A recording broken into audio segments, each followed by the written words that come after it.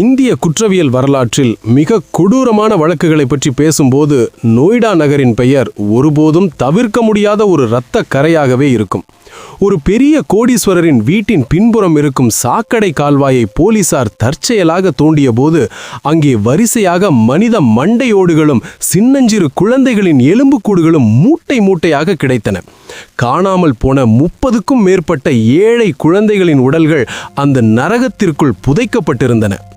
கற்பனை கூட செய்து பார்க்க முடியாத கொடூரங்களும் அதிகாரத்தின் அலட்சியமும் ஒன்றிணைந்து உருவாக்கிய நிதாரி கொலைகளின் இருண்ட சரித்திரம் இது. இது ரகசியங்களின் நேரம், கிரைம் கஃபே.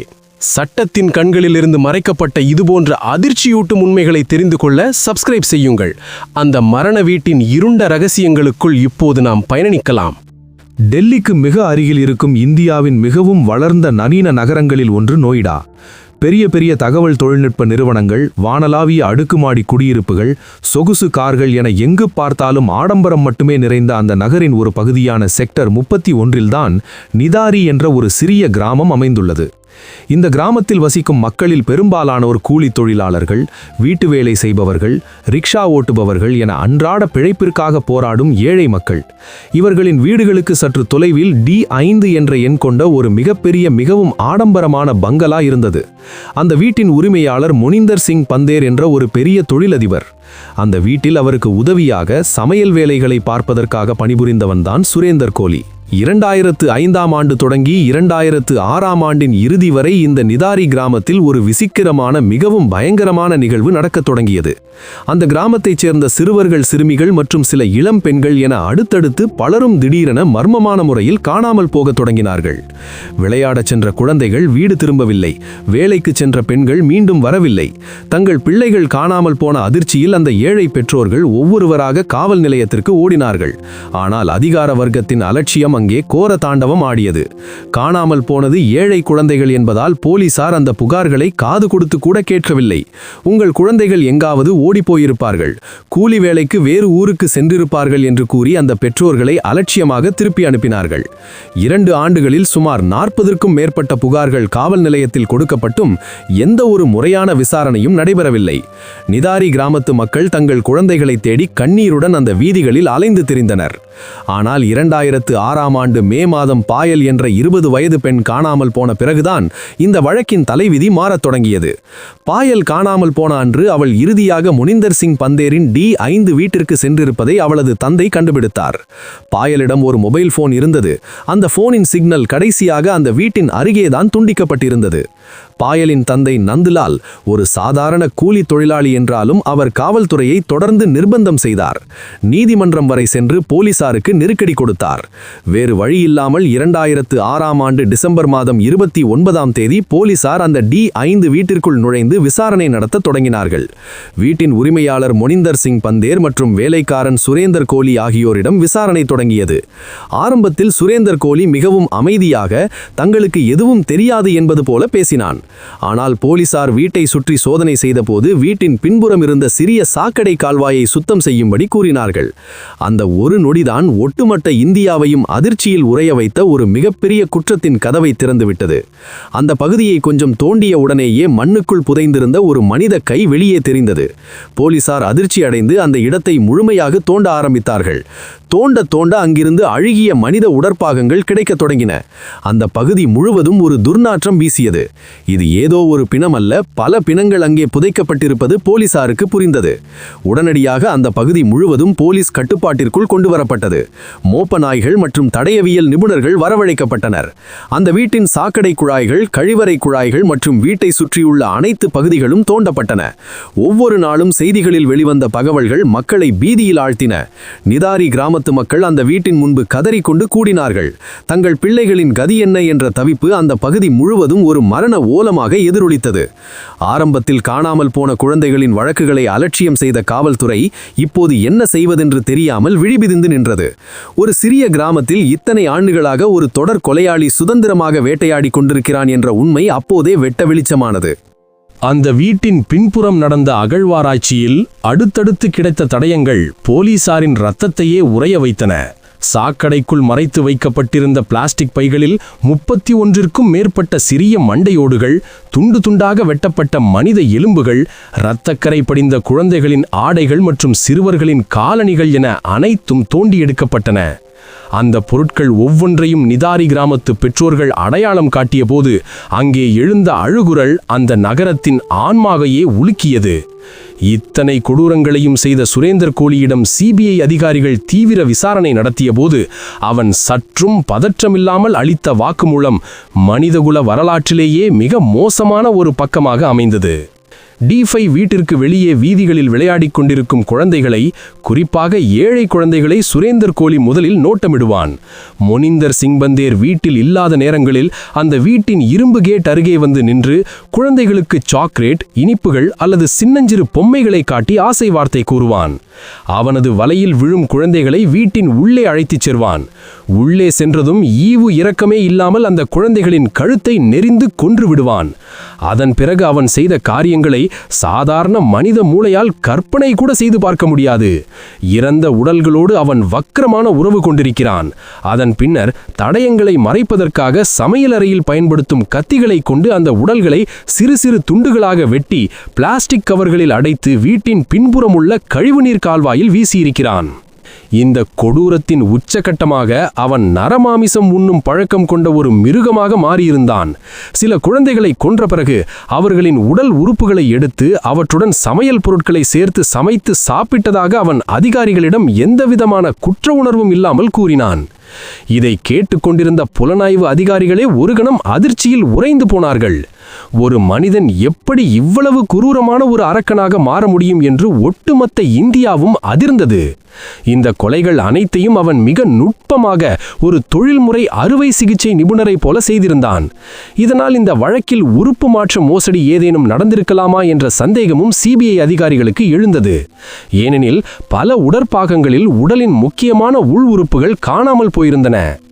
இந்த செய்திகள் செய்தி தொலைக்காட்சிகளில் வெளியானதும் ஒட்டுமொத்த இந்தியாவும் கொந்தளித்தது. ஒரு சாதாரண சமையல்காரன் இத்தனை குழந்தைகளை கொன்று குவிக்கும் வரை அந்த வீட்டின் உரிமையாளரான மொனிந்தர் சிங் பந்தேருக்கு இது எதுவுமே தெரியாதா என்ற மிகப்பெரிய கேள்வி எழுந்தது. ஒரு ஆடம்பரமான வீட்டிற்குள் இவ்வளவு இரத்தமும் பிணவாடையும் வீசியிருக்கும் போது அங்கே குடியிருந்த ஒரு கோடீஸ்வரருக்கு இது பற்றி எந்த ஒரு சந்தேகமும் வராமல் இருந்த வாய்ப்பே இல்லை என நிதாரி மக்கள் குற்றம் சாட்டினர். வழக்குகளின் தீவிரம் கருதி விசாரணை முழுமையாக சிபிஐ வசம் ஒப்படைக்கப்பட்டது. DNA சோதனைகள் மூலம் அந்த எலும்புகள் யாருடையது என்பதை கண்டறியும் மிகப்பெரிய சவாலை தடயவியல் நிபுணர்கள் சந்தித்தனர். பல உடல்கள் ஒன்றோடு ஒன்று கலந்திருந்ததால் எந்த எலும்பு எந்த குழந்தையுடையது என்று பிரித்தறிவது அறிவியலுக்கே ஒரு பெரும் சோதனையாக அமைந்தது. ஒவ்வொரு நாளும் புதிய புதிய எலும்புகள் அந்த வீட்டின் கழிப்பறை குழாய்களிலிருந்தும் எடுக்கப்பட்டு கொண்டே இருந்தன. சிபிஐ அதிகாரிகள் இந்த வழக்கை முழுமையாக கையில் எடுத்த பிறகுதான் பல இருண்ட ரகசியங்கள் நீதிமன்றத்தின் முன் வெளிவரத் தொடங்கின. அந்த D5 வீட்டின் ஒவ்வொரு செங்கலும் மரணத்தின் சாட்சியாக நின்றது. கோலியின் வாக்குமூலங்கள் வெறும் காவல் நிலையத்தின் 4 சுவர்களோடு நின்றுவிடவில்லை. ஒரு மாஜிஸ்ட்ரேட்டின் முன்பும் அவன் எந்தவிதமான குற்ற உணர்வோ சலனமோ இல்லாமல் தான் செய்த கொடூரங்களை அப்படியே வாக்குமூலமாக அளித்தான். அவன் விவரித்த ஒவ்வொரு கொலையும் ஒரு இரத்த சரித்திரமாக நீதிமன்ற பதிவேடுகளில் எழுதப்பட்டது. இந்த வழக்கில் தடயவியல் நிபுணர்களின் பங்கு மிக முக்கியமானதாகவும் அதே சமயம் மிகவும் சவாலானதாகவும் இருந்தது. சாக்கடையில் இருந்து எடுக்கப்பட்ட மண்டையோடுகள், பற்கள் மற்றும் உடைந்த எலும்புகளை ஹைதராபாத்தில் உள்ள மத்திய தடயவியல் ஆய்வகத்திற்கு அனுப்பி DNA பரிசோதனை செய்யப்பட்டது. காணாமல் போன குழந்தைகளின் பெற்றோர்களிடமிருந்து இரத்த மாதிரிகள் பெறப்பட்டு அந்த சிறிய எலும்பு துண்டுகளோடு ஒப்பிடப்பட்டன. பல மாதங்களாக இரவும் பகலுமாக நடந்த இந்த அறிவியல் பூர்வமான போராட்டத்தின் முடிவில் 19 குழந்தைகளின் அடையாளங்கள் துல்லியமாக உறுதி செய்யப்பட்டன. தங்களுக்கு கிடைத்தது தங்கள் அன்பு குழந்தையின் ஒரு சிறிய எலும்பு துண்டுதான் என்றாலும் அதை பார்த்த அந்த தாய்மார்கள் கதறி அழுத அழுகை நிதாரி கிராமத்தின் காற்றில் இன்றும் ஒரு தீராத மரண ஓலமாக எதிரொலித்துக் கொண்டிருக்கிறது. இந்த வழக்கில் மொனிந்தர் சிங் பந்தேரின் உண்மையான பங்கு என்ன என்பதுதான் ஒட்டுமொத்த தேசத்தின் மிகப்பெரிய விவாதமாக மாறியது. ஆரம்பத்தில் உள்ளூர் போலீஸ் அதிகாரிகள் பந்தேரை எப்படியாவது காப்பாற்ற முயன்றார்கள் என்ற குற்றச்சாட்டு வலுவாக எழுந்தது. அவர் ஒரு பெரிய கோடீஸ்வர தொழிலதிபர் என்பதால் காவல்துறையில் அவருக்கு இருந்த அளப்பரிய செல்வாக்கு இந்த வழக்கை மூடிமறைக்க பயன்படுத்தப்பட்டதாக நிதாரி மக்கள் கொதித்தெழுந்தனர். ஆரம்ப கட்டத்தில் போலீசாரின் மெத்தன போக்கு இதைத்தான் காட்டியது. ஆனால் சிபிஐ தனது விசாரணையை தீவிரப்படுத்திய போது பந்தேரின் வீட்டிற்கு பல பாலியல் தொழிலாளர்கள் வந்து சென்றதும் அவர்களை பந்தேர் தனது இச்சைகளுக்காக தவறாக பயன்படுத்தியதும் அம்பலமானது. சில கொலைகளில் பந்தேருக்கும் நேரடி தொடர்பு இருக்கலாம் என்ற சந்தேகம் வலுத்ததால் அவர் மீதும் குற்றப்பத்திரிகை தாக்கல் செய்யப்பட்டது. நீதிமன்றத்தில் இந்த கொடூர வழக்கின் விசாரணை தொடங்கிய போது ஒட்டுமொத்த இந்தியாவும் இந்த வழக்கின் தீர்ப்புக்காக மூச்சை அடக்கு காத்து கொண்டிருந்தது. ரிம்பா ஹால்தார் என்ற ஒரு 14 வயது சிறுமியின் கொலை வழக்கில்தான் முதலாக தீர்ப்பு வழங்கப்பட்டது. அந்த வழக்கில் சுரேந்தர் கோலி மற்றும் மொனிந்தர் சிங் பந்தேர் ஆகிய இருவருக்கும் மரண தண்டனை விதித்து சிபிஐ சிறப்பு நீதிமன்றம் அதிரடியாக தீர்ப்பளித்தது. அந்த தீர்ப்பை கேட்டவுடன் நீதிக்காக போராடிய நிதாரி கிராம மக்கள் சற்று ஆறுதல் அடைந்தனர். ஆனால் அந்த ஆறுதல் நீண்ட காலம் நிலைக்கவில்லை என்பதுதான் இந்திய நீதித்துறையின் மிகப்பெரிய சோகம். நீதி தேவதையின் தராசு சில நேரங்களில் சாமானியர்களுக்கு புரியாத தீர்ப்புகளை வழங்கவே செய்கிறது. அலகாபாத் உயர்நீதிமன்றத்தில் இந்த மரண தண்டனை வழக்கின் மேல்முறையீடு சென்றபோது தங்களுக்கு போதிய மற்றும் நேரடியான ஆதாரங்கள் கிடைக்கவில்லை என்று கூறி மொனிந்தர் சிங் பந்தேரை அந்த மரண தண்டனையிலிருந்து நீதிமன்றம் விடுவித்தது. சுரேந்தர் கோலியின் மரண தண்டனை மட்டுமே உறுதி செய்யப்பட்டது. இந்த தீர்ப்பு பாதிக்கப்பட்ட ஏழை குடும்பங்களின் தலையில் இடியாக இறங்கியது. எங்கள் சின்னஞ்சிறு பிள்ளைகள் பாலியல் வன்கொடுமை செய்யப்பட்டு கொலை செய்யப்பட்டது அந்த D5 வீட்டிற்குள் தான். அங்கே பல இரத்தக்கரைகள் படிந்திருந்தன. இவ்வளவு பெரிய கொடூரம் தனது வீட்டிற்குள் நடக்கும்போது அந்த வீட்டின் உரிமையாளர் எப்படி நிரபராதியாக இருக்க முடியும் என்ற அவர்களின் நியாயமான கதறலுக்கு இன்று வரை எந்த ஒரு நீதிமன்றமும் தெளிவான பதிலை அளிக்கவில்லை. சட்டம் தன் கடமையை செய்யும் என்று முழுமையாக நம்பியிருந்த அந்த ஏழை மக்களுக்கு சட்டம் செல்வந்தர்களுக்கு ஒரு விதமாகவும் சாமானியர்களுக்கு வேறு விதமாகவும் வளைந்து கொடுக்கிறதோ என்ற சந்தேகம் ஆழமாக வேரூற்றியது. ஒவ்வொரு நாளும் நீதிப்படிகளில் நீதிக்காக ஏறி இறங்கிய அந்த பெற்றோர்களின் கண்ணீர் ஒட்டுமொத்த இந்திய நீதித்துறையின் மனசாட்சியையே உலுக்கி போட்டது. ஒருவேளை காணாமல் போனது ஒரு பெரும் பணக்கார குழந்தையாகவோ அல்லது ஒரு அரசியல்வாதியின் குழந்தையாகவோ இருந்திருந்தால் முதல் நாளிலேயே ஒட்டுமொத்த காவல்துறையும் அந்த நகரத்தையே சல்லடை போட்டு தேடி கண்டுபிடித்திருக்கும். ஆனால் காணாமல் போனது அன்றாடம் கூலி வேலை செய்யும் தொழிலாளர்களின் பிள்ளைகள் என்பதால் தான் 30க்கும் மேற்பட்ட உயிர்கள் அநியாயமாக பறிபோகும் வரை அரசாங்கமும் காவல்துறையும் ஆழ்ந்த உறக்கத்தில் இருந்தன. நிதாரி கொலைகள் என்பது சுரேந்தர் கோலி என்ற ஒரு தனி மனிதன் செய்த குற்றம் அல்ல. அது ஒரு ஏழைகளின் உயிர்களுக்கு இந்த அதிகார வர்க்கத்தில் எந்த மதிப்பும் இல்லை என்பதை காட்டும் ஒரு மாபெரும் சமூக படுகொலை. ஆண்டுகள் பல உருண்டோடின. நீதிமன்ற படிகளில் நீதி தேடி ஏறி இறங்கிய அந்த ஏழை பெற்றோர்களின் கால்கள் தேய்ந்து போயின. ஒவ்வொரு விசாரணையின் போதும் தங்கள் இழந்த குழந்தைகளின் நினைவுகளால் அவர்கள் மீண்டும் மீண்டும் செத்துப் பிழைத்தார்கள். இந்த வழக்கு உயர் நீதிமன்றம் உச்ச நீதிமன்றம் என பல விவாதங்களை எழுப்பியது. சுரேந்தர் கோலிக்கு சுமார் 12க்கும் மேற்பட்ட வழக்குகளில் மரண தண்டனை விதிக்கப்பட்டிருந்தது. மொனிந்தர் சிங் பந்தேருக்கும் சில வழக்குகளில் தூக்கு தண்டனையும் சில வழக்குகளில் சிறை தண்டனையும் விதிக்கப்பட்டிருந்தது. நீதி சற்று தாமதமாக கிடைத்தாலும் அது உறுதியாக கிடைக்கும் என்று ஒட்டுமொத்த நாடும் நம்பியிருந்தது. ஆனால் இந்திய தேசத்தின் மனசாட்சியையே சுக்குநூறாக உடைத்த ஒரு பெரும் அதிர்ச்சி கடந்த 2023ஆம் ஆண்டு அக்டோபர் 16ஆம் தேதி நிகழ்ந்தது. அலகாபாத் உயர்நீதிமன்றம் வழங்கிய அந்த தீர்ப்பு நிதாரி கிராம மக்களின் இதயங்களில் மீண்டும் ஈட்டியை பாய்ச்சியது. மொனிந்தர் சிங் பந்தேர் மற்றும் சுரேந்தர் கோலி ஆகிய இருவரையும் அவர்களுக்கு எதிரான பல முக்கிய வழக்குகளிலிருந்து போதிய தடயவியல் ஆதாரங்கள் மற்றும் நேரடி சாட்சிகள் இல்லை என்று கூறி நீதிமன்றம் முற்றிலுமாக விடுதலை செய்தது. குற்றச்சாட்டுகளை சந்தேகத்திற்கு இடமின்றி நிரூபிக்க தவறிய சிபிஐ அமைப்பையும் ஆரம்பகட்ட விசாரணையை மிகவும் அலட்சியமாக கையாண்டு முக்கிய தடயங்கள் அனைத்தையும் அழித்துவிட்ட உள்ளூர் காவல்துறையையும் நீதிமன்றம் மிக கடுமையாக விமர்சித்தது. புலனாய்வு அமைப்புகளின் மோசமான விசாரணையே குற்றவாளிகள் தப்பிக்க காரணம் என வெளிப்படையாக குற்றம் சாட்டப்பட்டது.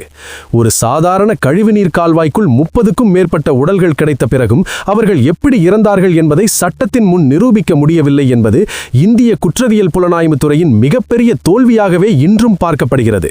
பணம் மற்றும் அதிகாரம் ஒரு பக்கம் உறுதியாக இருந்தால் மனித மாமிசத்தையே தின்றாலும் சட்டத்தின் ஓட்டைகள் வழியாக மிக எளிதாக தப்பித்து விடலாம் என்பதைத்தான் நிதாரி வழக்கின் இந்த தீர்ப்பு சமூகத்தின் முகத்தில் அரைந்து சொல்கிறது.